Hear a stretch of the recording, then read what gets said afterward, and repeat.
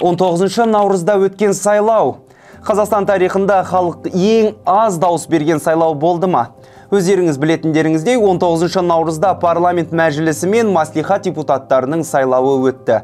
Біразы әділетсіздік болғаны туралы хабарласа да, сайланғандардың арасында әділ өтті деп мәз-мейрам боп жүргендер бар.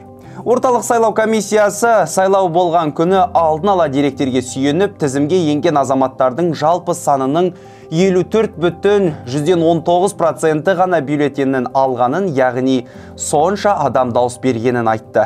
Кейін оны бірнеше медиа бөлісіп, Қазақстан сайлау тарихындағы ең төмен көрсеткіш екенін жазды.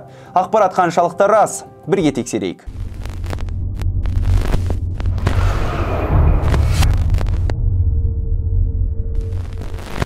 Каналға тіркеліп, лайк басуды ұмытпаймыз.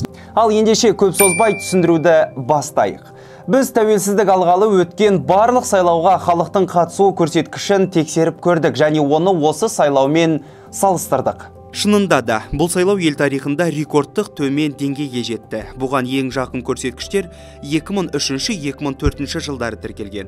Сол кездегі көрсеткіш 56,4% болған. Ал ең көп дауыс берген кез 2014 жылы Сенат сайлауы кезінде тіркелген.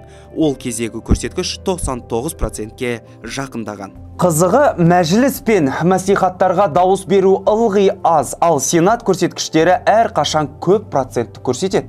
Енді президенттік сайлау кезіндегі аз көрсеткіш 2022 жылы 69,44% болса, ал ең көбі 2015 жылы сайлауда тіркелген. Сол жылы ресми мәліметтерге сай, азаматтардың 95,21% дауыс берген.